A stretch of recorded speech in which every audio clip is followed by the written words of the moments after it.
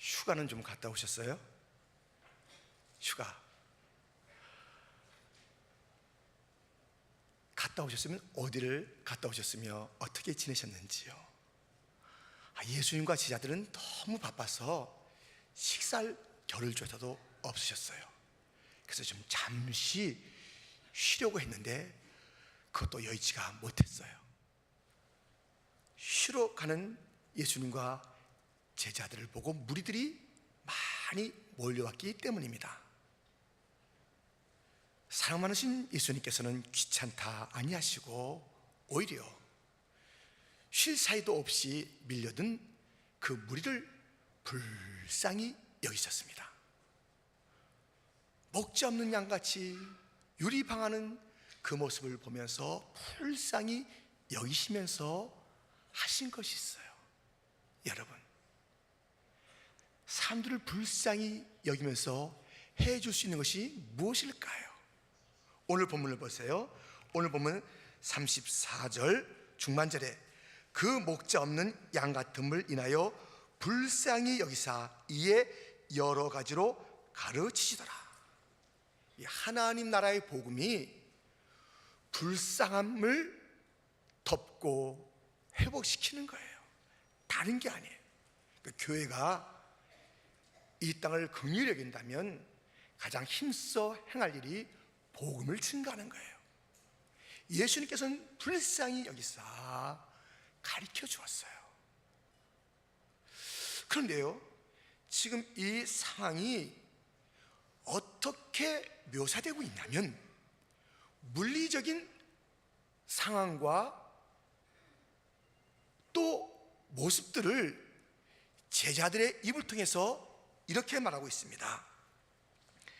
35절에 때가 저물어 가매 제자들이 예수께 나와 여짜온데 이곳은 빈들이요 때도 저물어 가니. 지금 물리적인 상황을 얘기하고 있습니다만은 이 물리적인 이 묘사가 어때요? 좀 어둠이 있고 지침이 있고 절망스럽고 하는 그러한 내용들을 담고 있습니다. 그 뒤에 제자들의 태도나 모든 상황들은 정말 절망의 장소, 절망의 시간처럼 여겨지는 상황을 만나게 된 것입니다. 큰 무리가 있는데 나는 어두워지는데 먹을 것은 전혀 없고 다른 대책이 없다는 것입니다. 이때에 제자들이 너무너무 좋은 방향을 제시하고 있습니다. 그것은 무엇이냐면 오늘 본문에 있는 대로 36절에 무리를 보내어 두루 촌과 마을로 가서 촌과 마을이 희망이 되는 거예요. 지금 어렵다는 것이죠. 어둠이 왔고 무리는 많고 빈들이고, 그런데 여기에 소망이 있는 곳은 그 어딘가 촌, 마을, 그것을 찾으면 되겠습니다. 절망의 자리에서 절망의 시간에 촌, 마을 찾으면 됩니까? 어디가 희망입니까? 무엇이 우리 촌이며 우리의 마을입니까? 이 절망과 이 고통을 이기게 할 희망스러운 촌과 마을은 여러분에게 어느 곳입니까? 제자들은 촌과 마을에 희망이 있다고 말하는데 예수님은 다른 곳을 보셨습니다. 예수님께서 보신 것이 어디입니까? 41절의 중반절, 하늘을 우러러. 예수님은 하늘을 바라봤습니다. 짙은 공포와 어둠이 다가왔으나 제자들은 촌과 마을이 희망이라고 제시하고 있으나 예수님은 여전히 하늘을 바라보신 것입니다. 여러분, 지금 우리의 공간이 어떻든지, 우리의 지금 상황이 어떻든지, 우리의 소망은 촌과 마을에 있는 것이 아니라 하늘에 있는 줄 믿습니다. 하늘을 바라보시는 믿음의 성도가 되시기를 주님의 이름으로 축원합니다. 아브라함과 조카 롯이 같이 있다가 헤어지게 되었어요. 이 조카 롯은 소할 땅이라는 기름진 곳, 너무나도 아름다운 곳으로 먼저 앞서갔습니다. 조카를 떠나보낸 이 아브라함, 그리고 좋은 땅을 먼저 차지했기 때문에 참 당혹스러운 이 아브라함에게 하나님은 나타나서 아브라함아, 너 눈을 들어 동서남북을 바라보라. 하늘을 바라보라. 누가 없다고 낙심하지 말아라. 좋은 것을 누가 차지했다고 낙심하지 말아라. 너는 하늘을 바라보라. 하늘이 답입니다. 야곱이 아버지와 형을 속이고 이제 어딘가 도망가게 되었어요. 엄마 리브가가 이야, 너 외삼촌 집으로 가면 된다. 하란에 있는 외삼촌 집을 가는 길이었습니다. 근심 걱정이지요. 그나마 하나 비비어 참으로 그 몸을 기대며 살 수 있는 곳이 하란이라 하니 하란에서 가는 그 어느 날 광야에서 어둠 속에 잠이 들게 된 야곱에게 놀라운 일이 일어났습니다. 창세기 28장 10절로부터 야곱이 브엘세바에서 떠나 하란으로 향하여 가더니 한 곳에 이르러는 해가 진지라.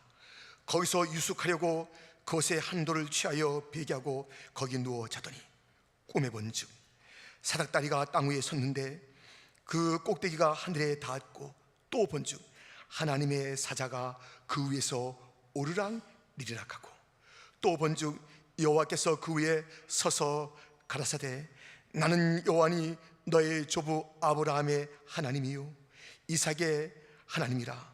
너 누운 땅을 내가 너와 네 자손에게 주리니 네 자손이 땅의 티끌같이 되어서 동서남북에 편만할지며 땅의 모든 족속이 너와 네 자손을 인하여 복을 얻으리라. 내가 너와 함께 있어 내가 어디로 가든지 너를 지키며 너를 이끌어 이 땅으로 돌아오게 할지라.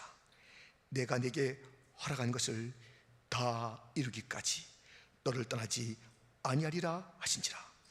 야곱이 잠이 깨어 가로되 여호와께서 과연 여기 계시거늘 내가 알지 못하였도다.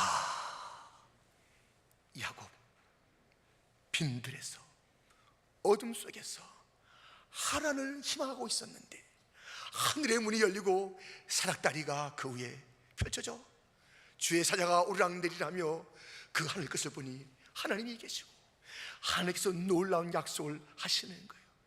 그리고 깨달은 것이 있습니다. 하나님이 내 소망이 아니라 하나님이 계신 이곳이 내 소망이다. 내가 그것을 알지 못하였다. 하나님이 계신 곳이 소망이고 그것이 살 장소인데 내가 하나님을 바라보며 정처 없이 길을 걸었구나. 내가 깨달았도다. 제자들은 예수님이 계신 그곳이 소망인지 알지 못하고 능력 많으신 예수님이 계신 그 들녘이지만 그 들녘이 하늘나라에 만찬과 축복이 있는 것을 미처 알지 못하고 촌과 마을을 기웃기웃댔답니다. 여러분, 우리 있는 이곳에서 주님을 만나기만 하면, 주의 인재가 있기만 하면 이것이 곧 천국이 될 줄 믿습니다. 축복이 흐를 줄 믿습니다. 놀라운 은혜를 체험하게 될 줄 믿습니다. 천과 마을을 찾지 마시고 주님의 얼굴을 구하는 믿음의 성도들이 다 되시기를 주님의 이름으로 축원드립니다. 이 자리가 공포와 절망과 탄식의 자리가 축복의 자리, 축제의 자리가 되고 고팠던 자들이 배 불리 먹고 12광주를 넘게 거두는 그 기적의 자리가 된 그 비밀, 하늘을 바라봤던 그 예수님을 쫓아가면서 오늘 본문 속에서 다시 한번 빈들과 저문 시간 속에서의 축제를 우리가 어떻게 누릴 수 있는지, 만날 수 있는지 함께 살펴보고자 하는 것입니다. 첫 번째, 적극적으로 살라는 것입니다. 보세요. 지금 제 아들을 보세요. 제자들은 지금 이렇게 얘기하고 있어요. 지금 빈들 저물어감이 있으니 무리들을 보내서 촌과 마을로 가서 무엇을 사 먹게 합시다 그랬어요. 너무 좀 좋은 답이잖아요.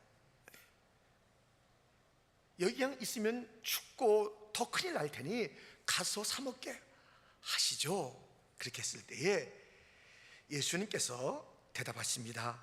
37절에 대답하여 가라사대 너희가 먹을 것을 주라. 너희가 먹을 것을 주라. 금방 계산이 나옵니다. 아니 200대는 돈이 어디 있어요? 계산적으로 또 대답하는 제자들입니다. 여기까지 제자들 말 잘했죠. 아주 합리적으로 말했죠. 근데 주님께서는 이 합리를 뒤집어 놓은 거예요. 수만 명이에요. 장정만 5천 명이면 수만 명이 아니겠어요? 근데 주님께서 돈도 없는데 뭐 살 집도 없는데 지금 여기 지금 마을도 아닌데 너희가 먹을 것을 주라 주님이 말씀하고 있어요. 이거 어떻게 하면 좋아요? 이거 어떻게 하면 좋아요? 여러분, 주님의 명령입니다. 도무지 인간적으로는 생각할 수 없는 그런 명령을 주었습니다. 수만 명의 사람들, 돈도 없고 사 먹을 장소도 없고 그런 것도 발견할 수 없는 여기서 그곳 향해서 가자 했더니 아니다, 너희가 먹을 것을 주라는 그 주님의 말씀. 여러분, 말이 안 되는 주님의 명령, 그 명령이 있을 때는 반드시 능력도 함께 줄 줄 믿습니다. 주님은 능력을 함께 주시는 거예요. 능력을 주시는 거예요. 주님의 명령이 버거울 때가 얼마나 많아요. 근데 이 제자들은 계속 계산적으로 하고 자꾸만 뛰어넘기는 거예요. 자기들이 해결하라고 하세요. 성도가 돼가지고 자꾸 막 밀어내면 안 돼요. 일을. 지금 이 제자들은 자기들의 힘에 겨우니까는 귀찮으니까 그냥 밀어내는 거예요. 가라 그러세요. 돈 없어요. 이것만 따지고 있어요. 주의 백성들이 어떤 문제가 있을 때 자꾸 밀어내요. 네가 알아서 해. 이거 꼭 내 문제는 아니잖아. 지금까지 함께 있었던 것만 해도 만족하고 좀 알아서 좀 해봐. 조금이라도 자기가 뭔가 손해가 될 듯, 아니면 자기가 갖고 있는 것에 조금이라도 좀 더 그 넘치는 듯한 무거움이 있는 그런 문제라면 그렇게 밀어대는 거예요. 주는 그렇게 말씀 안 해요. 너희가 해결하라. 너희가 주어라. 역설의 주님. 약한 자를 강하게 하시고 높은 자를 다 바닥에 내리시는 역설의 주님. 하나님의 일이 땅에 떨어져 주면 많은 열매를 맺게 하시는 역설의 주님께서 이 자리에서 역설적인 말씀을 하시는 것입니다. 도대체 가진 것도 없는데 깜깜한데 너희가 주어라.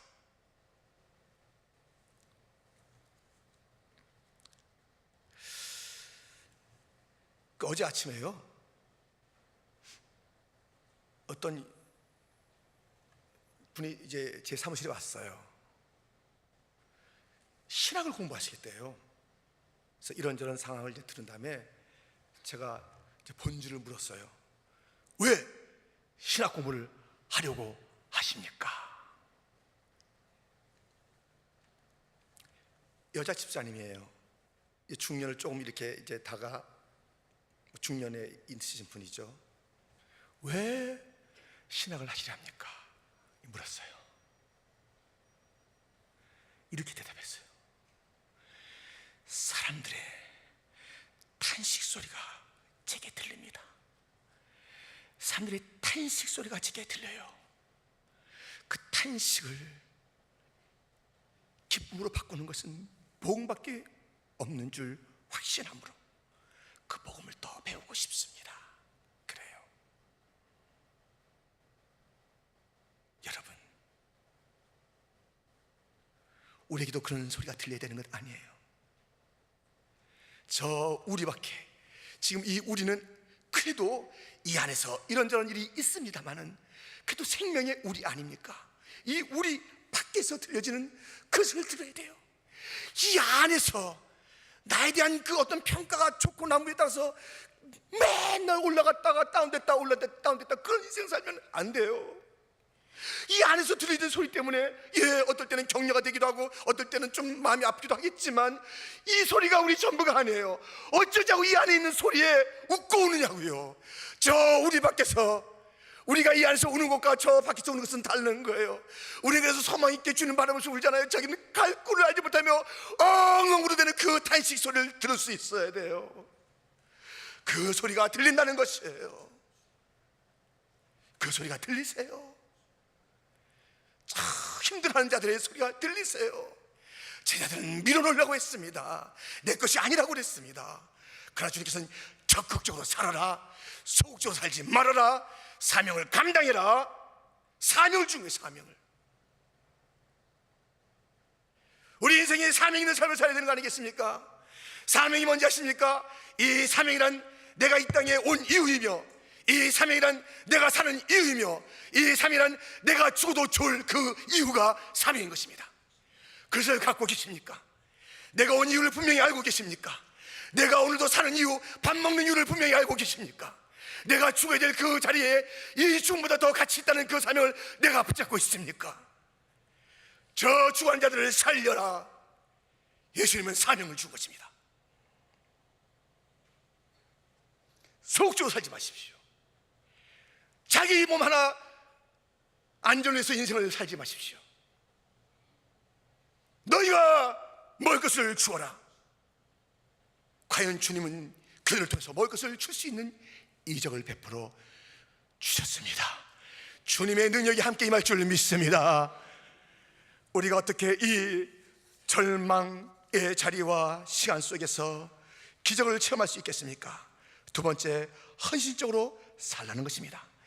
예수님은 물으셨습니다. 너에게 떡 몇 개나 있느냐? 네, 떡 5개고요 물고기 2마리입니다 그랬습니다. 주님께서는 지금 이 광야에서 있는 것을 찾아요. 없는 것 갖고 오라오지 않아요. 여러분, 없는데 좀 신경 쓰지 마세요. 없는 것, 내가 없는 것에 너무 마음을 두지 마시라고요. 지금 이 광야에서 우리 그냥 가는 그 순례자들이에요. 근데 내게 주어진 것이 작은 것이라도 있잖아요. 그것을 주님은 찾으시며 그것을 사용하신대요. 왜 없는 거? 그 때문에 전전긍긍하면서 부러워하면서 일생을 보냈어요. 내가 저 자리에 있으면 참 좋겠는데, 내가 저만큼만 가지면 좋겠는데, 내가 저렇게만 생겼으면 좋겠는데 왜 그런 것에 일생을 보내냐고요. 너무 아깝지 않아요? 지금 있는 것을 찾으세요. 주님은 있는 것이 무엇이냐?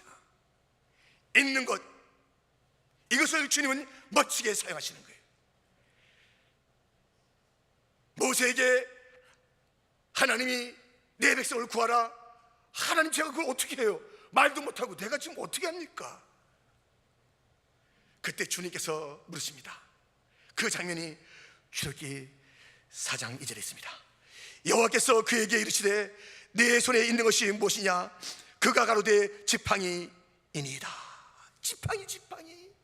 내 손에 있는 것이 무엇이냐? 지팡이에요. 마른 막대기예요. 거기에 무슨 가지가 있습니까? 꽃이 있습니까? 열매가 있습니까? 아무짝에도 가치도 없는 그 지팡이 하나 있다고 딱 그랬더니, 그래? 그 지팡이 이렇게 될 거야 말씀하십니다.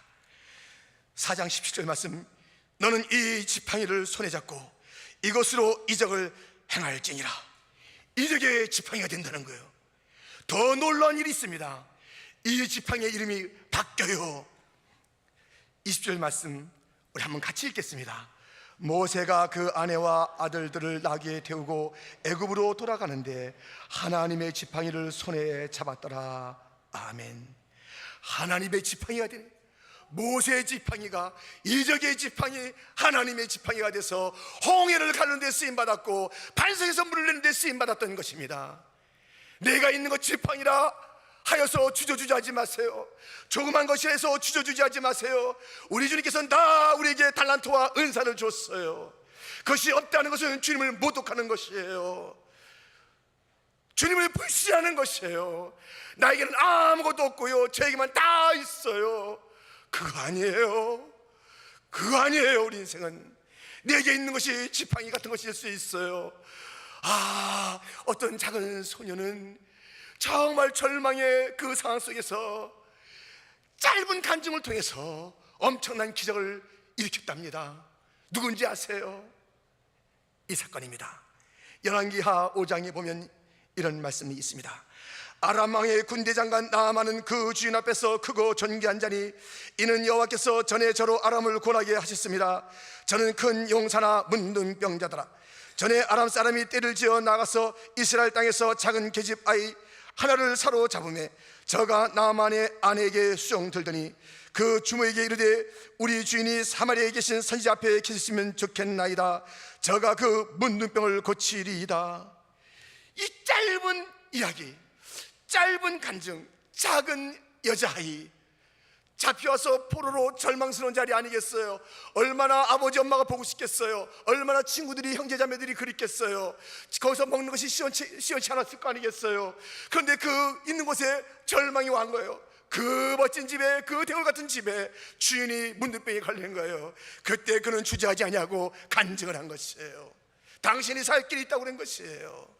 어떤 사람들 말합니다. 아유, 나는 간증할 게 없어요. 그 겸손 아니잖아요.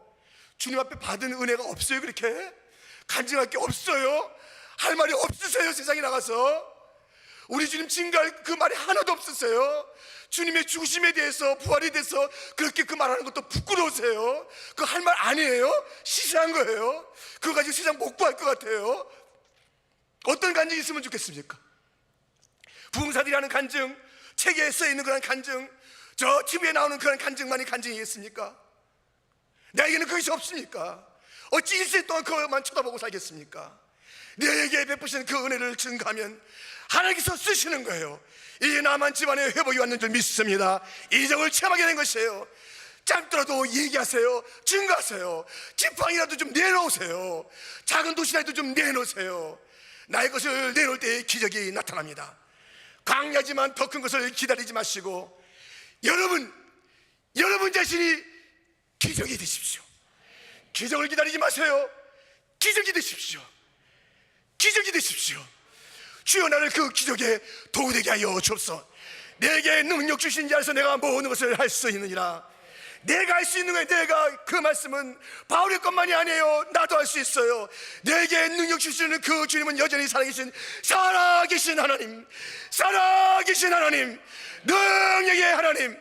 그 능력이 나의 것이 되는 것은 믿음으로 결심하는 믿음이 있을 때 산이 옮겨 바다에 빠질 것인데 우리의 결심하는 믿음도 없단 말입니까? 결심하는 믿음이라도 내놓으십시오. 주님, 나 이거 결심하는 믿음인데요, 믿나이다 도와주옵소서. 역사할 줄 믿습니다. 헌신적으로 사십시오. 내놓으며 사십시오. 작은 것이라도 내놓으십시오. 큰 것을 부러워하지 마십시오. 이 작은 것에 기적이 있답니다. 할렐루야. 이러한 축복이 우리의 모두의 것이 되기를 축원합니다. 마지막 세 번째, 어떻게 절망의 장소, 절망의 시간에 우리가 승리할 수 있는가? 초월적으로 살라는 것입니다. 예수님께서는 떡 5개, 물고기 2마리를 가지시고 하늘을 우러러 축사하셨습니다. 예, 기도하셨어요. 이 기도요, 여러분, 이 감사 기도, 이 축사는 감사했어요. 이 작은 것을 가지고 감사했어요. 기도가 어떤 사람은 넋두리가 있어요. 넋두리. 어떨 땐 막 너무 벅차서 그런 게 나올 수 있겠죠. 막 확 쏟아 나오는 게 있겠죠. 근데 기도가 늘 불만과 짜증 속에서의 넋두리 같은 기도가 있어요. 진짜 기도는 감사 기도해야 돼요. 감사 기도도 2종류의 감사 기도가 있어요. 하나의 기도는 주신 것에 대한 감사요. 주신 것도 감사 안 하면 주님께서 뭘 또 주시겠어요? 주신 것에 대한 감사죠. 근데 지금 예수님의 기도는요, 주시기도 전에 감사하는 거예요. 이 진짜예요. 주시기 전에 감사하라. 작은 것을 놓고 감사하라. 놀라운 이적이 나타날 줄 믿습니다. 그거예요. 이 감사 기도. 예수님께서는 그렇게 기도하고 그 떡을 제자에게 넘겨주시고 제자들이 가서 준 거예요. 그대로 이루게 하셨잖아요. 너희들이 주어라 주게 하셨잖아요.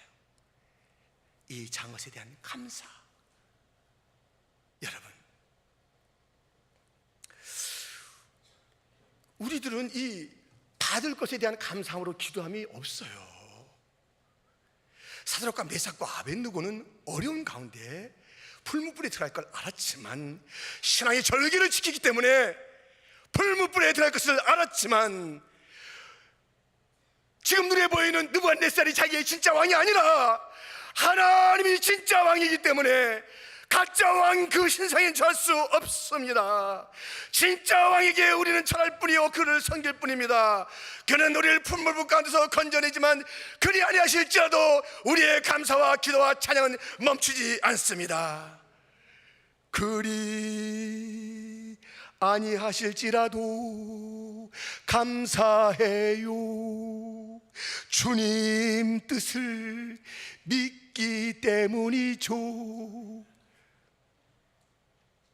주님 뜻을 믿는다면 그리 아니하실지라도 반드시 내가 감사하면 주님께서 놀라운 일들을 일으키시지만, 그냥 나를 이 자리에 두어서 풀무불에 타게 한다 할지라도 나의 감사는 멈추지 않을 것이니, 내가 이 시간에 주 앞에 가는 것이 주의 뜻이기 때문에 그런 줄 알고 감사합니다. 그리 아니하실지라도 감사하는 믿음의 사람이 되기를 주님의 이름으로 축원합니다. 다니엘은 절망의 장소, 이방 땅이잖아요. 절망의 시간, 지금 누구에겐가 기도하기만 하면 사자굴에 들어가는 그런 시간, 절망의 장소, 절망의 시간 속에서 이렇게 했답니다. 다니엘이 이 조세의 어인이 찍힌 것을 알고도 자기 집에 들어가서는 그 방에 예루살렘으로 향하여 열린 창에서 전에 행하던 대로 하루 3번씩 무릎을 꿇고 기도하며 그 하나님께 감사하였더라. 절망의 자리, 절망의 시간에 감사 기도를 멈추지 않았습니다. 초지일관의 신앙. 다니엘은 초지일관에, 어렸을 때부터 나이가 100발이 성성할 때까지 초지일관의 신앙을 가졌어요. 시시하게 살지 마세요. 흔들리지 마세요. 멋지게 살았어요. 멋지게 감사하며 살았다고요. 감사가 곧 초월의 삶인 것입니다. 감사는 하늘에 하는 것이기 때문에 하늘의 문이 열려서 받고 하늘의 놀라운 축복이 임할 줄 믿습니다. 초월의 삶이 되고 싶습니까? 그 삶을 누리고 싶습니까? 감사하십시오. 감사했습니다. 어떻게 된 거예요? 사자 입은 봉해졌고, 그를 모함했던 자들은 그 사자굴에 들어가서 다 죽어버렸고, 다니엘은 힘있게 나와서 또 놀라운 일들을 감당했던 것을 우리는 보게 됩니다. 이러한 지조 있는 신앙인이 필요한 것이에요. 절기가 있는 신앙인이 필요한 것이에요. 하여가 이런들 어떠리 저런들 어떠리, 이런들 어떠리 저런들 어떠리, 그런 하여가 속에 이 몸이 죽고 100번 고쳐주고 백골이 진토되어 넋이라도 있거든 임량한 일편단심이야 가실 줄이 있으랴 분명한 태도를 취한 것입니다. 이래도 좋은 세상 저래도 좋은 세상 흔들리지 마세요. 예수님 한 분으로 만족하세요. 예수님만 의지하세요. 그분이 우리의 왕이십니다. 그분에게 맡기세요. 그 작은 것이 주 앞에 맡겨졌더니 하늘 아버지로부터 놀라운 일들을, 기적을 우리에게 보여주시는 그 자리가 되지 않았습니까? 광야라고 해서 떨지 마세요. 어둡다고 해서 포기하지 마세요. 천과 마을을 찾아보지 마세요. 지금 이 자리가 축복의 자리인 줄 믿습니다. 여러분의 앉아있는 자리가 축복의 자리인 줄 믿습니다. 우리의 모든 상황 속에 주님을 만나기만 하면 그것이 은혜의 문이 터지는, 은혜의 샘이 터지는 놀라운 자리가 될 줄 믿습니다. 그 확신 속에서 기도해야 되는 것 아닙니까? 사랑하는 성도 여러분, 어떠한 상황 만났습니까? 시대가 어렵고 종말적인 그런 말세 같은 이 일들이 우리 가운데 다가왔습니다. 너무 힘겹고 너무 처절합니다. 우리 또한 이 세파에 휩쓸려서는 안 됩니다. 마지막에 다가올수록 더 정신 차리고 우리 신랑 주님 오실 그 날을 기다리면서 하늘을 바라보며 살아가는 성도가 되기를 주님의 이름으로 축원합니다. 소극적으로 미루고 살지 말고 적극적으로 사명을 감당하는 자 되기를 주님의 이름으로 축원합니다. 나의 것 부끄럽다고 내놓지 않고 살아가는 자, 묻어두고 살아가고 부러워하는 다른 자만 바라보지 말고 내놓고 헌신하여 거기에 축사실 하나님의 은혜를 기다리는 자가 되기를 주님의 이름으로 축원드립니다. 초월적인 인생이 됩시다. 이 땅에 우리가 살지만, 작은 지구에 살지만 우린 천하보다 더 존귀한 자로 지음받았으니, 천하 만물을 다 발 아래 둔 그런 놀라운 자로 위임을 받았으니, 우리의 상전은 하나님밖에 없는 줄 알고 하나님 옆에 감사하면서 살아가 또 이적을 체험하는 하루하루의 주인공이 다 되시기를 주님의 이름으로 축원드립니다.